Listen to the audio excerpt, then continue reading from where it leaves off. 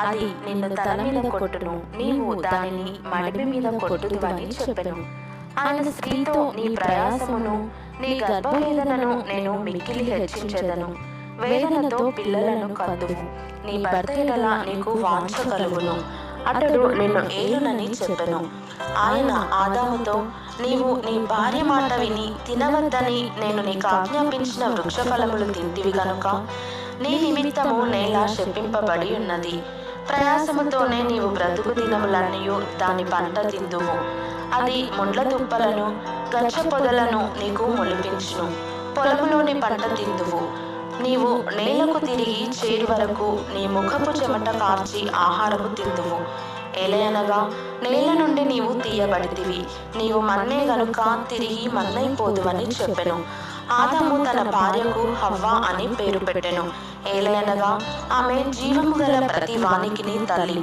దేవుడైన యెహోవా ఆదామునకును అతని భార్యకును చర్మపు చొక్కాయిలను చేయించి వారికి తొడిగించెను. అప్పుడు దేవుడైన యెహోవా, ఇదిగో మంచి చెడ్డలను ఎరుగునట్లు ఆదాము మనలో ఒకని వంటి వాడాయను.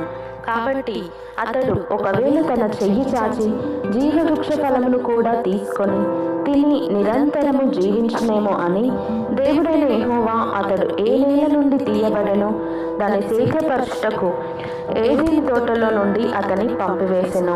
అప్పుడు ఆయన ఆదామును వెళ్ళగొట్టి ఏదెను తోటకు తూర్పు దిక్కున కెరూబులను జీవవృక్షమునకు పోవు మార్గమును కాచుటకు ఇటు అటు తిరుగుచున్న ఖడ్గజ్వాలను నిలవబెట్టెను. దేవుని వేడుకల్లో ఈ వాక్యం దీవించబడును గాక. ఆమేన్. అది నిన్ను తల మీద కొట్టును, నీవు దానిని మడిమి మీద కొట్టుదువని చెప్పెను. ఆయన స్త్రీతో, నీ ప్రయాసమును నీ గర్భవేదనను నేను మిక్కిలి హెచ్చించెదను.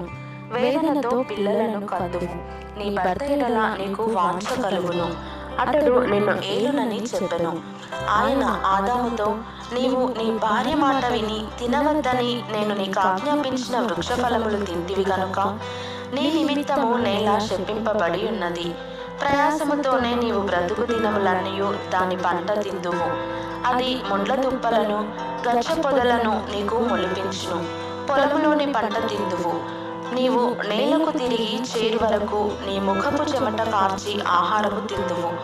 ఏలయనగా నేల నుండి నీవు తీయబడితివి, నీవు మన్నే గనుక తిరిగి మన్నైపోదువని చెప్పెను. ఆదాము తన భార్యకు హవ్వ అని పేరు పెట్టెను. ఏలయనగా ఆమె జీవము గల ప్రతి వానికిని తల్లి. దేవుడైన యెహోవా ఆదామునకును